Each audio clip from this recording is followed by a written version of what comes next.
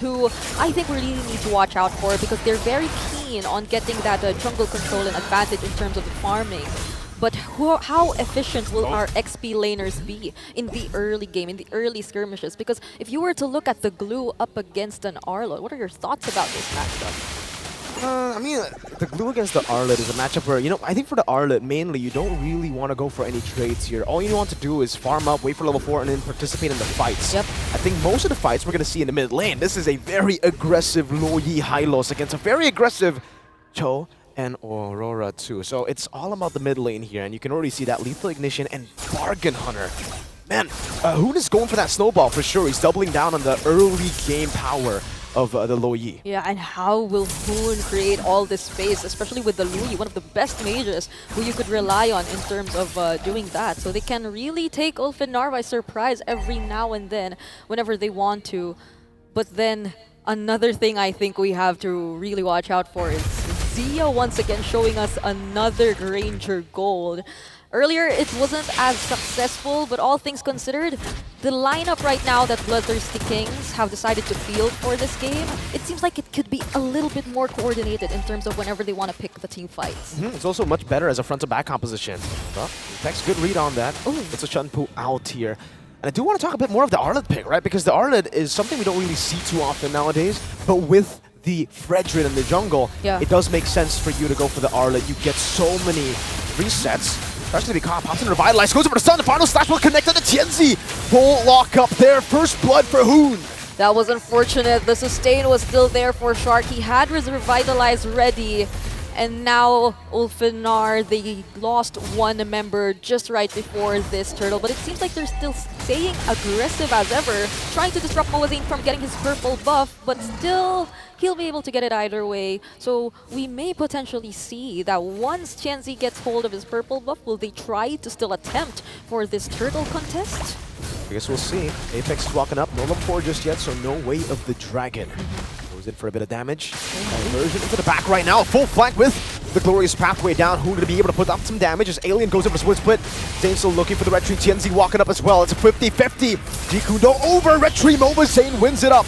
The split onto him, now mounting Moazane. Shark in the midst of it all, still caught there. Just get away the dragon to bring him back, and that's going to be Tianzi picking up the kill now as Hoon goes in for the Yin reaction. But Apex 47 dives in, and Chicken will be able to flicker out for now. Alien gets the immobilized, forcing Chicken to go for the vengeance, and Apex takes him down. Bloodthirsty Kings, they get hold of the turtle, but I believe Ulfhednar, they're really happy with the trades that they got. Bloodthirsty Kings, they were able to create that proper zoning. They were able to look for the members. They were able to zone out Rosa, but they gave Ulfhednar enough time to actually regroup and for Tianzi to even catch up to that team fight. He didn't go straight to the turtle right after securing his purple buff. He was also trying to get his orange buff, but even then he left it. He said, all right, I'm just gonna join, and that rewarded Ulfhednar a lot. Definitely did. They just played it super slow. They wanted to get the mount before going in. That's the thing, right? When you're up against a Spreadgen on the Joy, you want to come in as the assassin. You need to come in last. If you come in early in the fight, there's so much CC from BTK, and you can already see it over to Apex, Tianzi. Walking up now over to Hoon. That's a Frigid Glacier to set up for the electrifying beats. Onto Zia now. Apex getting a good kick over, but the Purify gets him out. Zia still kiting away. Apex very low. Shark unable to go and march in forward. Zane will be able to get some damage down onto Alien, but that's about it. I feel like this entire situation is becoming something Ulfhednar really consistently takes advantage of. Their early rotations coming in from their XP lane and the information that they're able to get immediately, but that's a trade. They take Apex 47, so I don't think they'll be as aggressive towards this bottom lane anymore. Like, it's a kill, right? It's good for Zia, but it was also great for Sunshine. He got almost the entirety of the turret gold there down below. And we saw how the Bruno matchup against the Granger played out just earlier, so... Again, that's going to be quite concerning, giving Bruno gold in the early game once he gets the Milfic gun. Oh, I don't know, man. Sunshine, he might actually be able to rival Mr. Siggy Boom as, the Turkish Trigger Man. I mean, earlier we saw towards the late game, at least 3 basic attacks being enough to take out the late game Granger, and I think we're seeing Zia going for the exact same emblem combinations even, but who will be able to take hold of this turtle? Both teams are able to see each other right now. Level advantage, that's a G Kundoma. Mobazane gets it. The last hit over with skill 1 in the retreat. Chicken walks in with vengeance, and Alien will just disengage. Neutral objective control for BTK. I think Mobazane's here to remind us of how reliable the Fredrin is when it comes to getting these objectives. That's a second consecutive turtle that Mobazane was able to secure for his team. So I think regardless of the more successful engagement, hold on, Rosa, will he be able to get out of this? Whoa! Close, very close. Has to use the flicker. And Apex will be able to grant him some safety up top. Chicken should be able to survive this. There's no real kill threat here.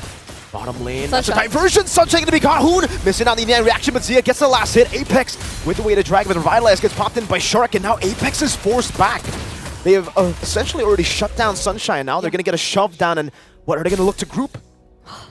That was a really quick response from BTK though. Like the moment they knew there were 2 members trying to actually get some of White Chicken's attention, an immediate diversion towards the bottom lane, and a very great or a rewarding kill that they could secure up against a Sunshine who earlier we mentioned, he's just getting all the farm. He's going unnoticed, but now Bloodthirsty Kings, they're paying attention as well. So they want to shut down these winning conditions for Ulfhednar. And we also haven't paid much attention to how Bloodthirsty Kings, they're actually showing some slightly better control in terms of taking the conversions and objectives of the turrets. I think they're doing a much better job so far here. Only the turret gold really going to Ulfhednar, right? But in the mid game, late game, getting these turrets, that's what's important here. Not just that turret gold. And Zia is already being swapped up top. Let's see how they get this. Zia is getting 3 hits down. Doesn't look like Ulfhednar want to walk, and Mobazane doing a good job on this Fred. That's Moba Fred for you.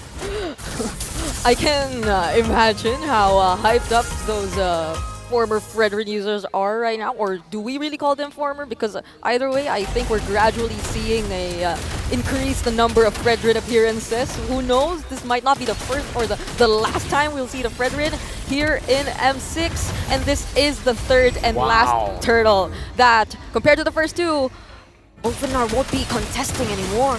Perfect turtle for the Bloodthirsty Kings.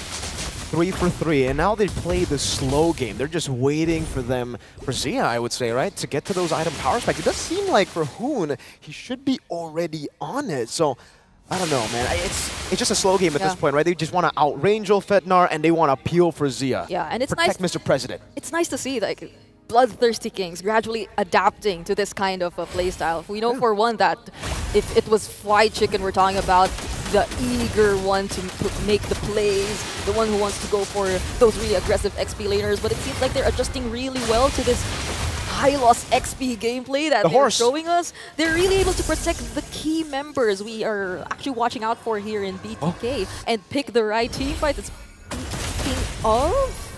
Alright, that's another diversion play they do up top. So right now, the problem for Ulfhednar definitely is how could they expect all these team fights that will come from BTK? And now that they're struggling to get the pickoffs, they're struggling to get the way of the dragon towards Zia. But speaking of, that's at the tip though. Great final slash to Voiker. Now Rosa going to be caught. White Chicken just staying on him. The way to Dragon appeal, but now the vengeance and the last shot. Rosa is down. Sunshine gets a trade in the bottom lane. That's a tier 1, but still, Bloodthirsty Kings definitely leading here. And I don't know, Brigitte, but BTK, this team finally coming back on stage. The color scheme, the stage. It really, I don't know, this tournament feels a whole lot like M3, man. You can see Chicken walk up again, get in the final slash, baiting out the Purify as well. Hoon to be targeted down by Tianzi, but he's still able to get the yin-yang reaction and get some shielding, and he will be able to escape for a bit. Hoon did the shielding again. Oh, the stun coming in. Tianzi outplayed by Hoon and Shark with the Revitalize, and now it's a full dive. Appraiser's Wrath from Mobazane. Chicken going for the kill, and that's a stab from Mobazane. He will be taken down. Chicken gets out though, and it becomes a great trade for BTK. That's a 2 for 1, and they only lose their tank jungler. And they immediately convert and take out some of the remaining resources from Ulfhednar as well.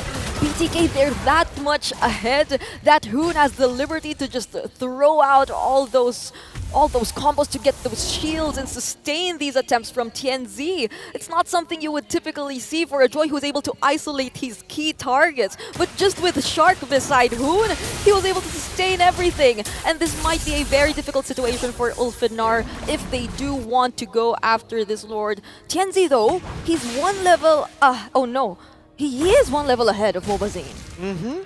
You still have the clear speed, right? Way better clear speed compared to Fredrin. The only reason Zane is able to actually be just one level down is because he got 3 turtles. Yep. If we didn't get the 3 turtles, maybe we would see like a 3-level dip for Tianzi here. But hey, now he's equal actually to Tianzi. He will be on the Lord. They're actually playing with the Mobazane, walking up. Gotta go for a bit of a trade here. The Lord has been taken very low. A quarter of its HP. Zia still holding on to it. The Lord dance is a bit tricky nowadays. The diversion into the top. Alien's gonna be caught. A full dive into Tianzi. Has the damage. Electrifying beast. Zia, that's a bad spot to be in. Zia assassinated. Now Shark mounted on as well. Mobazane, unfortunately, unable to survive. Sunshine go for the free hits now as he is free hitting the entire fight. Shark will fall as well. Sunshine with a double. Hoon Purify now. Sunshine with the chase. TNZ very low. White Chicken waiting in the bush again as Ulfhednar take control of the game through Sunshine on the Bruno. That might have not been the best target here for Bloodthirsty Kings, or probably if we were to like rewind it a bit, it seems like they were really trying to go after TNZ, but they did not have as much idea that Alien was also there, that Ulfhednar, they were already all around that area trying to position themselves prior to this Lord, and unexpectedly they will be able to take hold of it instead. So it's Bloodthirsty Kings who will be having to defend for this first Lord, but definitely they will have the resources, they have the range to do so, but Ulfhednar, they wouldn't want to miss this opportunity to at least attempt and even out the map. Definitely, Ulfhednar, you know, the way that they have been able to utilize the Bruno in the wildcard. We've seen how brutal Sunshine can be on this Bruno, and so far he's been farming, waiting for that item power spike. I wonder if he has the Melfic gun already. I'm gonna have to check real quick, and he does so. Melfic gun power spike online now for Ulfhednar. It's a battle of the front to back, honestly, at this point, right? TNZ will have more ways to actually try to assassinate some of the members from BTK.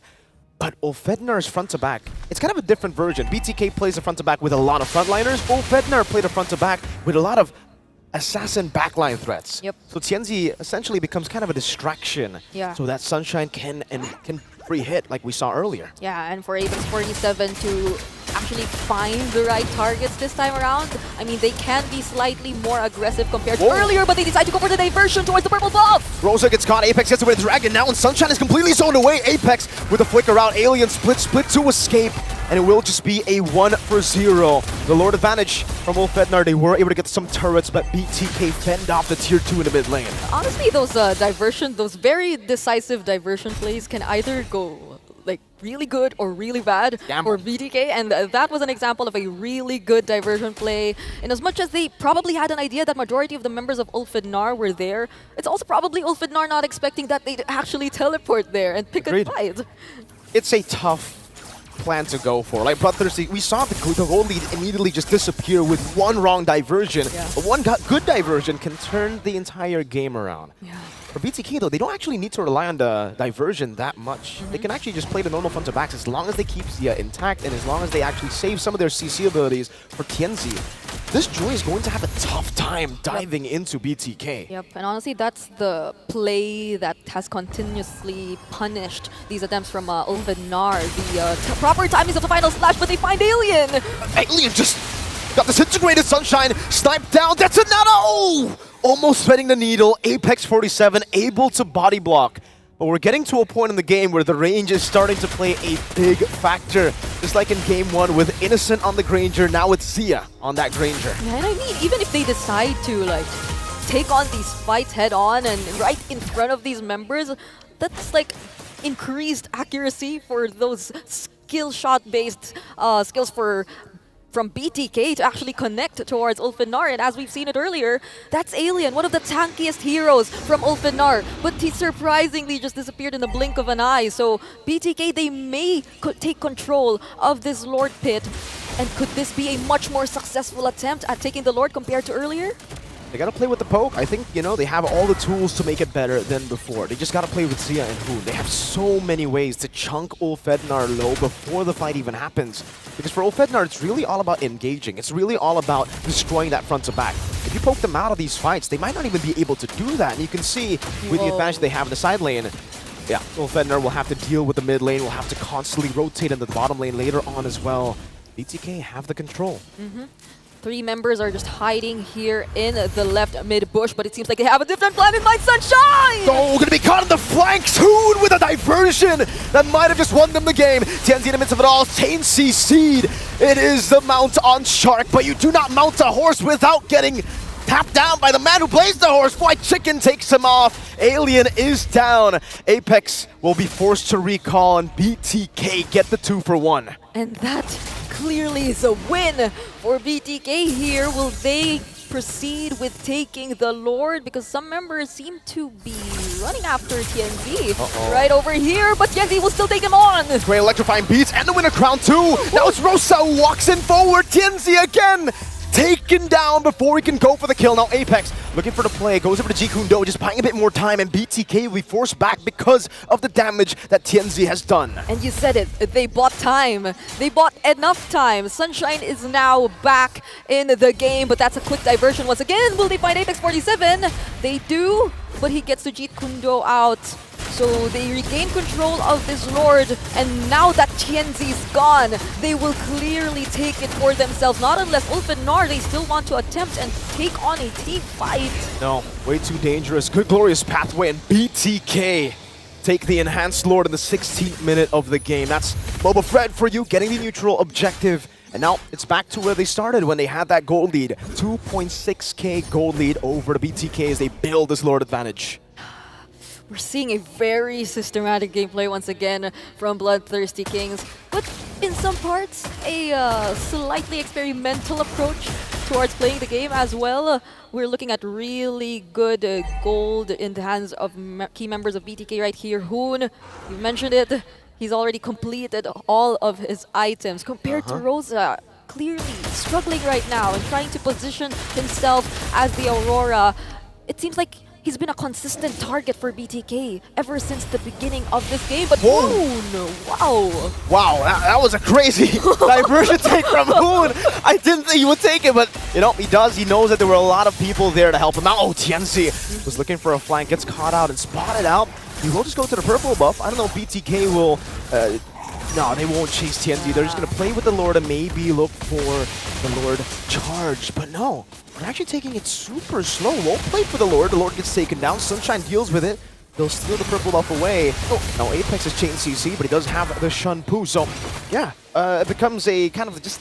It's an equalizer. Now they are on the same amount of turrets. Yep, honestly, I feel like we're seeing some, or BTK having some second thoughts as to whether or not should they be reacting to the pressure that TNZ is trying to create in this kind of situation against BTK, where they're clearly trying to catch up. But that's one of the strengths that you'd probably consider for this kind of assassin jungler, for the Joy. Like the mobility it has, the ability to close gaps or even just run away from these members of BTK and create or control the macro all by himself. It's one thing that could probably distract BTK from doing whatever they want to do, doing whatever by the book attempt they want to proceed with in closing this game. But Apex 47 and even TNZ comes in from behind. Alien trying to split them up. Zia still kiting away. Moba Zane able to sustain back up, but Alien won't be able to do the same. Oh, it's a battle of the frontliners, and Zane is on that Fredrin. So tanky and sustainable. It seems like those sandwich plays aren't really working for the matches we've seen today, at least. That's a 3-man knock-up though, but the immediate burst down! White Chicken with the final slash finding, and the Appraiser's Wrath to combo it in. Tenzi's in the midst of it all as a Joy gets the electrifying beats, the winner crown and the immortality buy. But now Tenzi able to escape. Mobasane walks back up, trying to go for the kill, and it's Sunshine with a triple to save Ulfhednar in game number 1 in this best of 1. And this is no joke. I just want to say, I lost track. We were already 19 minutes into this game, so the death timers, they're actually quite long. They're actually extending the game to this point, and TNZ with the high electrifying beats, will he be able to catch Shark? Not just yet, but still dashes in. Fortunately, there's the glorious pathway, but man, this is already almost a 20-minute game. It's coming to a point where we're going to see one big fight, and then we're going to see the end here. Ulfhednar defending it, and now They're going to go for the Lord. This is an Evolved Lord, so it's going to be a bit tougher for BTK to deal with, and there's absolutely no chance they get to contest this. That's a free Evolved Lord over to Ulfhednar. This is actually devastating. Bloodthirsty Kings for the entire 18 minutes or so, having complete control, actually making Ulfhednar kind of become so unsure of whether or not they actually want to position themselves in certain areas, because Bloodthirsty Kings, they have this tendency to really be first in terms of taking control of these brushes, but then in the blink of an eye, Ulfhednar just relying on Sunshine's late game capability. Now we're seeing them being the more aggressive team. Bloodthirsty Kings, they have to defend this, but how reliable is their wave clear exactly when it comes to this point in time? Good question. That's a really good question to ask. Is the Granger going to be able to actually poke down the Lord enough for it to stop the siege? Because Ulfhednar, they should have ways to actually zone BTK away and for Sunshine to just get some free hits onto the turret. If he does get those free hits. Oh, Tienzi's melting Mobazane down. Oh, with just a quarter of HP left, forced to use the Appraiser's Wrath, and the Evolved Lord will be able to charge down. That's a base turret taken down up top. Mobazane's going to be very careful with this Fredrin. BTK, they're able to fend off for now. They will be able to defend, but there are going to be some more waves in the mid lane. Ulfhednar will not push forward. They will be happy with the base turret taken down up top. If Tienzi hurts that much against Mobazane, how much more if he gains access to Zia, to Hoon, to the other less tanked members of BTK at this point? Because if we were to look at the item builds, this pretty much explains why Tienzi is starting to hurt so much. Yep. He's full build. He also picked up both the Holy Crystal and the Divine Glaive, and if ever he wants to create some crazy plays, some surprising plays, he can go for it. He has the Winter Crown in his arsenal as well. The Winter Crown is such a good tool to have on the Joy, because the Electrifying Beast, I mean, with the new Winter Crown, it still comes out, right? So you're dealing damage with no risk at all while you're in the middle of the fight. And BTK, I think they've been kind of overconfident a lot of times, just sitting on the Electrifying Beats. I know you got the Athenas, I know you got that Radiant Armor, but hey man, it's better not to take that damage when he's on you. Better to actually move back again. I understand though, they want to try to just go for him right as he gets out of the Winter Crown. Unfortunately, Sunshine's there too, right? Tienzi's not the only damage dealer. If you stick like that, Sunshine's going to get that worldy down. He's going to be able to get those free hits. And that's why we've seen Sunshine be the assassin, funnily enough, right? He's not the main damage dealer. Tienzi's been the one chunking them low, but Sunshine's been getting the balls down. Yep, I'm really glad you mentioned that, because for the first or at least the entire game almost that we've been seeing, it's this teaming up together. It's this 5-man rotations that have been really benefiting Bloodthirsty Kings. But at this point in time where Ulfhednar, they can also do the same. They can rely on their team fight capabilities to its fullest. Will it still be the same story for BTK this time around? Because if they decide to stick together, Tienzi, he can just reach more targets. He can just dash through more targets. And Sunshine with the Worldy, he can just look for the free hits indefinitely. But Tienzi, wait, no! BTK get the diversion, and Tienzi evaporates. 22 minutes in, that might be the play to win the game. Apex trying to open up the map now as Rosa goes in for the zone. Lord should be free. Tienzi down for 47 seconds. That's no joke.